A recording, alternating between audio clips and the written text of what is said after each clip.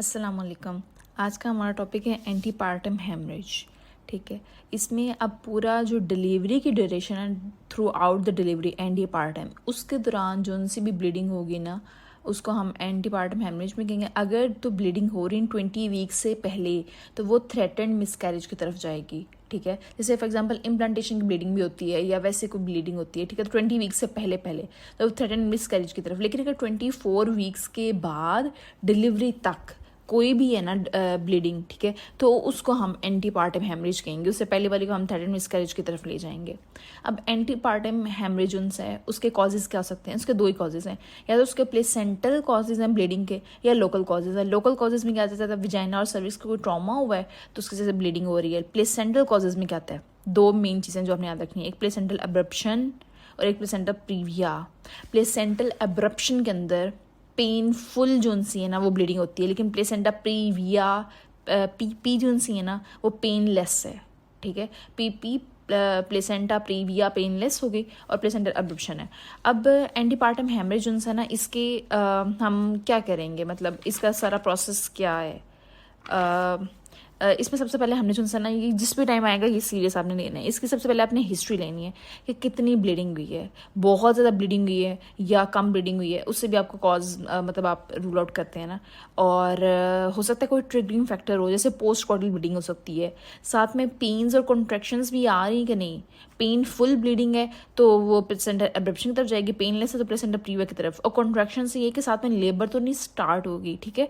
और बेबी की मूवमेंट्स आपने लाजमी पूछ लेनी है। अगर तो बेबी की मूवमेंट मतलब कम हो रही है तो बेबी कंप्रोमाइज़ हो रहा है ना, तो फिर वो हमने उसके अकॉर्डिंग दिखना होता है। और उसके बाद लास्ट सर्वाइकल स्मीयर आपने कब करवाया था, अगर करवाया था तो नॉर्मल था या नहीं था, या क्लॉट्स थे, ठीक है, वो पूछ लेना हिस्ट्री में।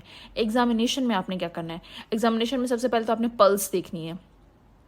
पेशेंट की पल्स उनसे ना वो मतलब शॉक की तरफ जा रहा होगा पेशेंट, ठीक है। दोनों में प्लेसेंटा प्रीविया ये है जो उनसे ना एब्रप्शन, ठीक है, तो पल्स ऊपर जा रही होगी, बीपी नीचे जा रहा होगा। यूट्रस उनसे आपने वो देख लेना है, वो सॉफ्ट है ये टेंडर है, ठीक है। और जिनसे यूट्रस टेंडर होता है ना, प्लेसेंटा एब्रप्शन के अंदर ना बहुत ज़्यादा सख्त हो जाता है, फर्म, ठीक है। और उसके बाद आपने फिटर हार्ट रेट चेक कर लेनी है स्कल्टेशन के जरिए, CTG के जरिए ना। तो उसके बाद आपने खुद जॉनसन एग्जामिनेशन क्योंकि कर रहे हैं तो आपने वजाइना की जॉनसन स्पेक्युलर एग्जामिनेशन में साथ में कर लेनी है।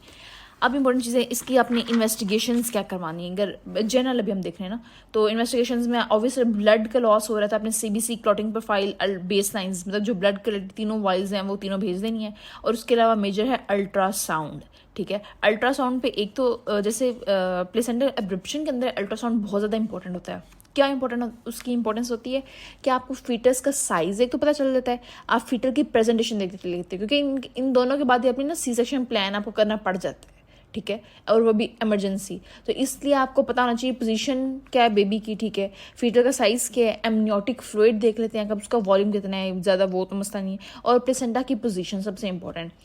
जैसे अगर तो प्लेसेंटा प्रीविया है, ठीक है, तो आप इसका मतलब है कि प्लेसेंटा उसका जो है ना बिल्कुल ऑस के पास है, सर्विक्स की ऑस के पास। तो आपने एग्जामिनेशन करने से पहले भी इवन आपको मतलब आप डायरेक्ट फिंगर के साथ या स्पेकुलम एग्जामिनेशन तो वो बड़ी फिर एक आ जाती है, डिजिटल एग्जामिनेशन नहीं कर सकते ना उसके अंदर।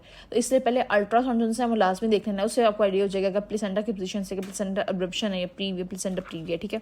अब मैनेजमेंट इसकी कैसे करनी है, टोटली कॉज के ऊपर डिपेंड करता है। अगर तो विजाइनल ब्लीडिंग कॉज थी, ठीक है, मतलब लोकल ब्लीडिंग कॉज हुई है ना विजाइना से या सर्विक्स से, ठीक है, तो आपने उसकी सिम्प्टोमेटिक ट्रीटमेंट कर देनी है। लेकिन अगर तो प्लेसेंटा कॉज था या एब्रप्शन है या प्रीविया, ठीक है, तो अब आपने सबसे पहले बेसिक जॉब की है कि आपने IV लाइन पास करनी है, CBC उसकी base line, clotting profile, cross match, ठीक है। और उसके बाद सबसे इंपॉर्टेंट चीज़ कि आपने फीटल का जिनसे ना मॉनिटरिंग फ़ौरन वो तो बिल्कुल, और मदर की मॉनिटरिंग जिनसी है ना, मैटरनल और फीटल मॉनिटरिंग, ये तो आपकी टॉप पे आ जानी चाहिए।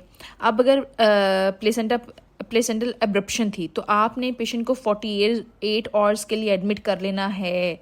48 आवर्स के लिए क्यों? 2 दिन के लिए क्यों? वो इसलिए क्योंकि ये ब्लीडिंग जो है इसकी रिकरेंस का चांस भी ज़्यादा होता है, ठीक है। और उसके बाद ये है कि आपने बाकी जो है ना पेशेंट, क्योंकि अब हो सकता है कि अब क्योंकि 24 वीक्स के बाद से लेकर डिलीवरी से पहले पहले जो उसका जेस्टेशनल पूरा टाइम है उससे पहले पहले ब्लीडिंग हो रही है ना, तो आपने अगर तो 34 वीक्स से कम है फीटस की एज, तो आपने उसको स्टीरॉइड्स लाजमी लगवा लेने हैं। और उसके बाद ये है कि अगर मदर का अपने रीसेस स्टेटस पे चेक कर लेना है। अगर तो मॉम है ना नेगेटिव, उसका RH नेगेटिव है, ठीक है, तो आपने उसको anti-D का इंजेक्शन भी लगवा लेना है। और उसके बाद ये है कि और उसके बाद C-सेक्शन प्लान करें। और बाकी अगर प्लेसेंटा प्रीविया था, ठीक है, तो उसके लिए आपने उसको जो है ना हॉस्पिटल में मेजरली प्रेफर करते हैं कि डिलीवरी तक इसको एडमिट किया जाए। और अगर तो जो है ना फीटल या मदर में से कोई भी दोनों में से कंप्रोमाइज़ है ना, आपने दोनों में ही केसेस में ना आपने C-सेक्शन की तरफ या डिलीवरी की तरफ ही